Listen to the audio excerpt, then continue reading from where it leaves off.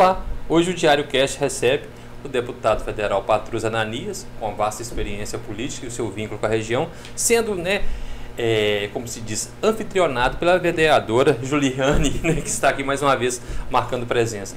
Participa também da entrevista a diretora do Jornal Diário de Caratinga, Vera. Olá, é um prazer recebê-los, muito mesmo, Ju, mais uma vez, né?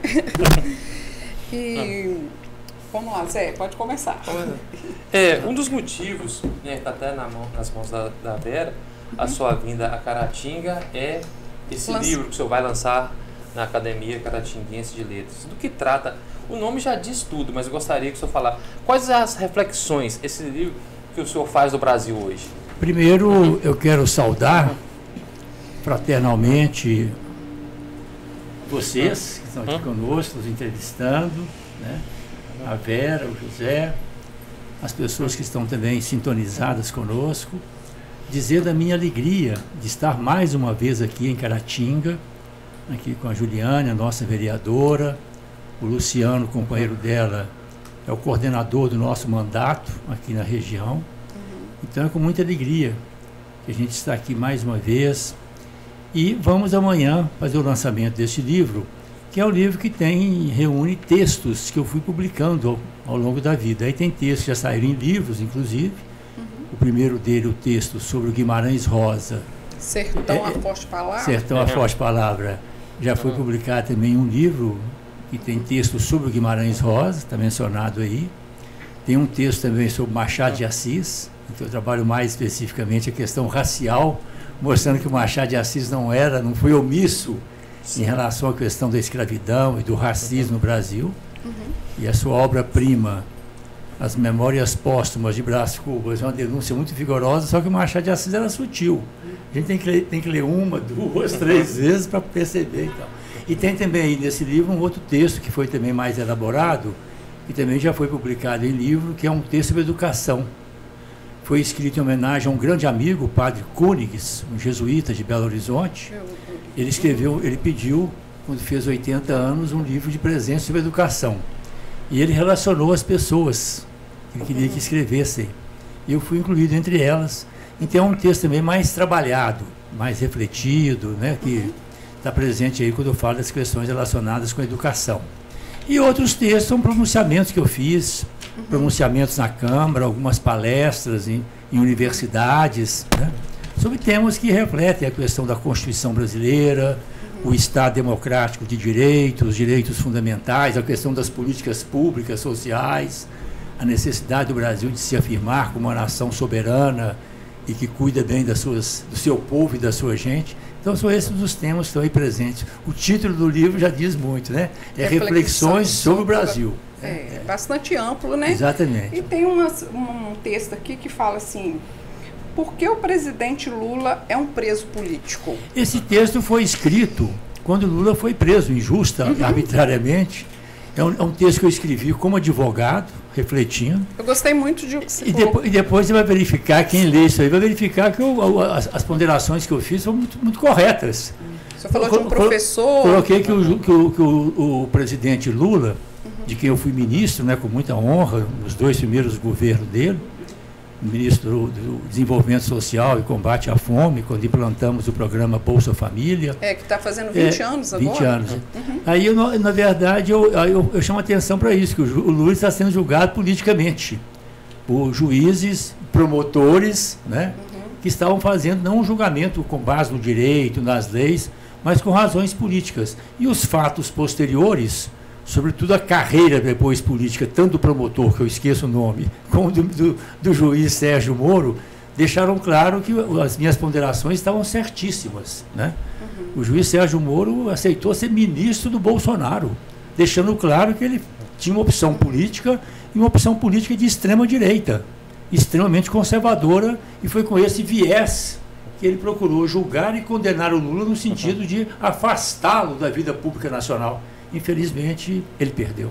Teve a participação também do Delanhol, né? Que era... Eu esqueci o nome dele, você lembrou? É um nome difícil, Não só o nome também, né, com todo o respeito que as pessoas nos merecem, né, como cristão que procuro ser militante que sou, mas tem algumas pessoas que realmente não são fáceis, não, O né? senhor é Pela católico conduta. praticante, né? Eu procuro assim, seguir, sobretudo, os ensinamentos de Jesus. A minha fé, cada vez mais, sou formado na tradição cristã, católica. Às comunidades No eclesiais, me formei nessa linha aí, né? Na minha adolescência, as comunidades eclesiais de base, a teologia da libertação, as pastorais. Mas eu procuro sempre, cada vez mais, quebrar um pouco, assim, digamos, os dogmas e ter como referência fundamental a pessoa de Jesus.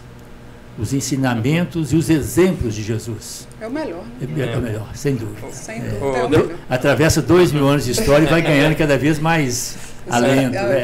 Até só citou a teologia da libertação, eu me recordo, somente em 84, Leonardo Boff, que passou. Por que ainda assusta tanto a teologia da libertação? Digamos assim, a um certo setor da sociedade. Olha, na verdade, nós vivemos numa sociedade conflitiva. Né? Daí a importância da democracia, a importância do diálogo, da boa conversa, para nós tentarmos resolver as nossas diferenças em boas conversas, em mediações, né? Mas nós vivemos numa sociedade em que as pessoas são diferentes. Além dessa diferença das pessoas, diferentes visões do mundo, diferentes compreensões da realidade, está ficando cada vez mais claro para mim que tem um ator escondido, que é o poder econômico. Os donos do dinheiro. Aqueles que querem sempre defender os seus privilégios, os seus interesses, em detrimento da maioria das pessoas, da maioria da população.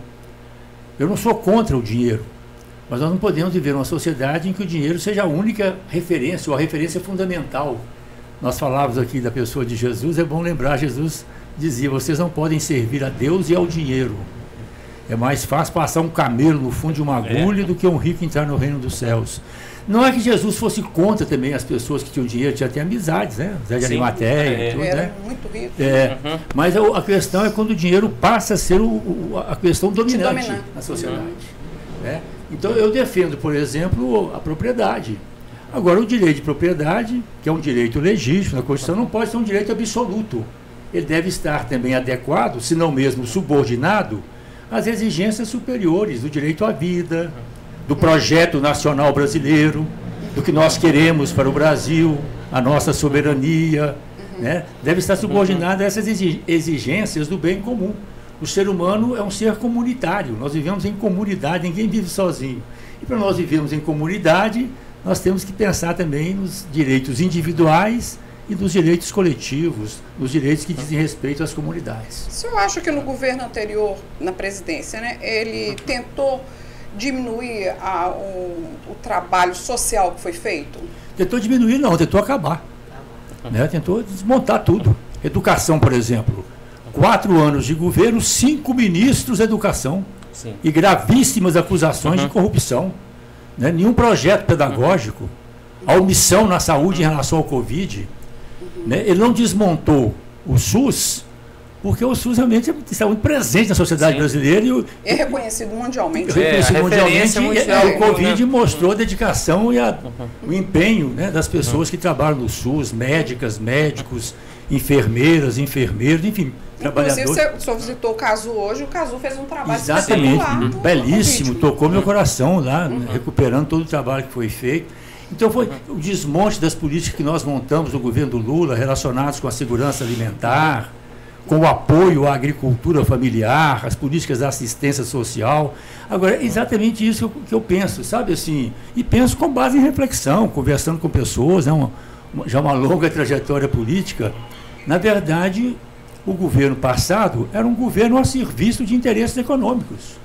Então, desmontar as políticas públicas, né, o desmonte do Estado, essa privatização que eles querem em todas as frentes, agora querem privatizar aqui em Minas a CEMIG, essas privatizações é para abrir espaço para o capital, para que grandes empresas possam alargar cada vez mais os seus lucros em detrimento do bem comum, do interesse coletivo, que deve conciliar o direito de propriedade com a presença também do Estado, com políticas públicas, para que a gente possa sempre promover o bem comum.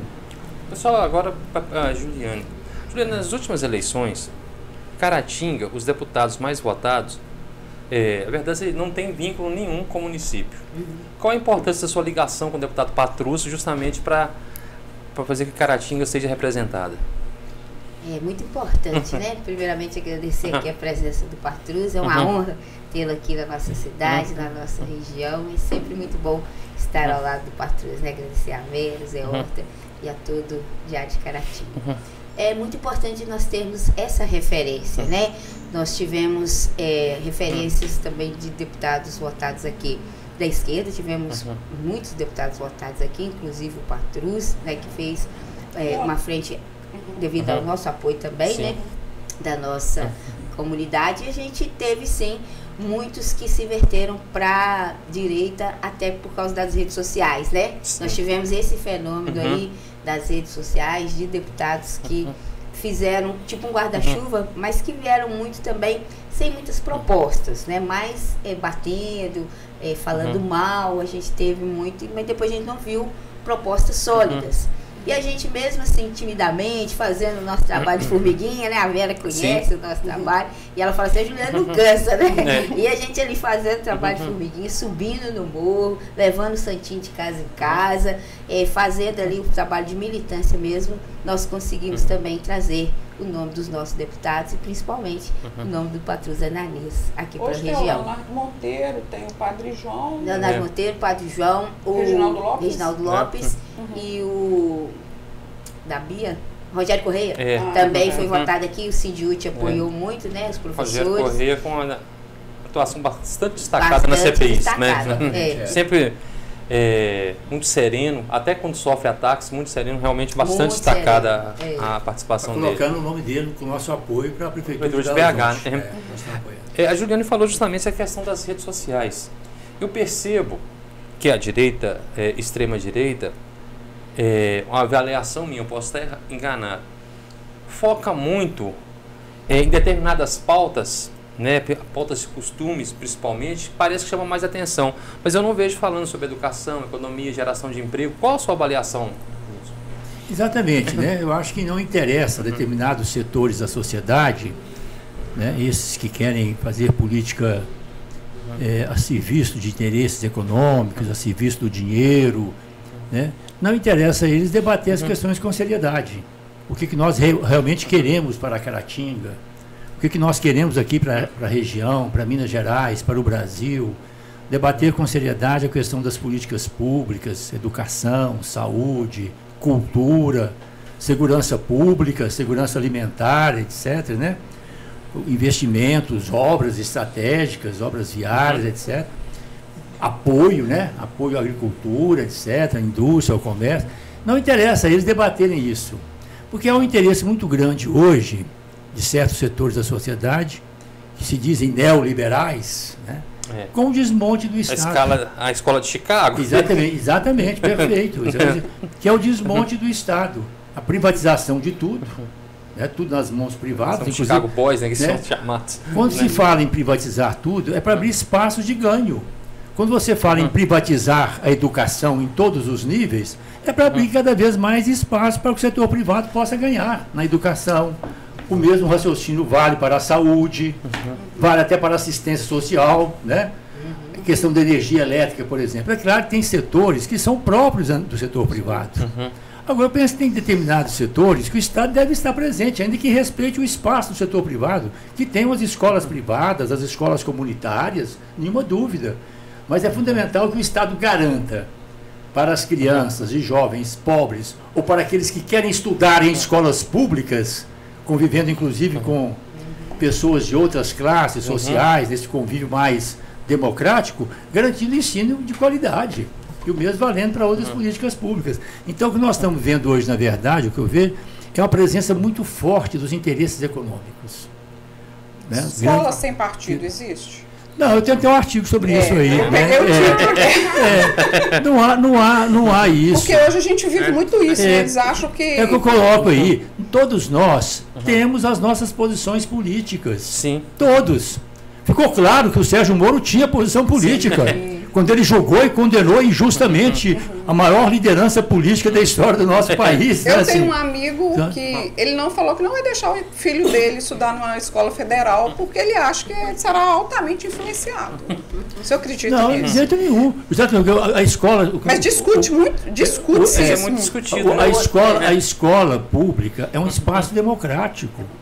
As pessoas vão para o magistério, não é por razões por ideologia política, não. Vão pela sua qualificação profissional. Então, a escola pública é uma escola democrática. Tem pessoas com diferentes visões do mundo. E é isso que nós queremos para o Brasil. Que as diferentes visões de mundo se coloquem democraticamente, respeitosamente, e que a gente, a partir daí, vá construindo os consensos, as possibilidades compartilhadas. Isso é que fundamenta o Estado democrático de direito. É nisso que estão as raízes dos direitos humanos, que na nossa Constituição são os direitos fundamentais. Então, a escola sem partido é uma escola autoritária. É uma escola, todo mundo tem partido. Escola sem partido, a escola sem partido, eu coloco aí, é a escola do partido único. Sim. É a escola daquele partido que quer impor autoritariamente, como quis impor o governo passado, que quer impor as suas verdades e os seus interesses. Falando em escola, educação, o que você achou dessa polêmica criada pela direita a respeito do Enem? A questão ideológica. Qual a avaliação do senhor? Olha, essa direita brasileira, sobretudo essa direita golpista, né? Essa direita formada no bolsonarista, né? Ela quer o golpe de Estado. Né? Ela não quer conviver com a democracia. Né? Então, o que nós tivemos no Enem foram questões abertas. Né? Questões... Agora, eles querem ter isso, eles querem ter o Enem do partido único. Né? O sonho deles é um Enem onde só entram as questões da direita, onde só entram as ideias fascistas que eles defendem. Né? Assim, o Enem foi uma abertura democrática. A minha neta, que ainda no segundo ano científico, ela fez o Enem para... Né, pode fazer teste, um teste. Ela achou ótimo. Nós almoçamos em casa ontem, conversamos assim bastante e tal. Ela me contando a questão da redação. E ela não é uma pessoa assim que me siga automaticamente, não. Ela tem também as visões dela e tal, sabe? Então foi uma questão democrática, né? Agora é isso, eles estão marcando tudo. Sim. Sabe? E aí entra a questão da mentira, entra a questão das fake news, né? Por isso que eu acho que é importante, nesse momento no Brasil, um grande desafio para nós é fortalecermos a democracia. O senhor assustou com o 8 de janeiro? O senhor teve medo? Tive. O senhor teve medo? Tive e Mas todos nós assustamos. Quando eu vi aquela movimentação no Brasil, eu posso falar que quando eu vi as manifestações, eu estava em Belo Horizonte, eu entrei no circuito. Sabe? Eu fiz chegar, inclusive, ao presidente Lula as minhas preocupações. Você ficou preocupado? E ele imediatamente começou a agir. Ele estava fora de Brasília também. Ele estava em São Paulo, até de uma chuva, Araraquara, né? Exatamente, sabe? Eu fiquei muito preocupado. Eu fui informado antes, já um dia, 2, 3 dias antes, pessoas estavam me informando, olha, o pessoal está indo para Brasília aí, tem indo no ônibus, está indo isso e tal. Tinha aquele negócio também muito incômodo, daquelas pessoas que ficaram... Né, os acampamentos, dos quartéis militares. Né, assim, aqui.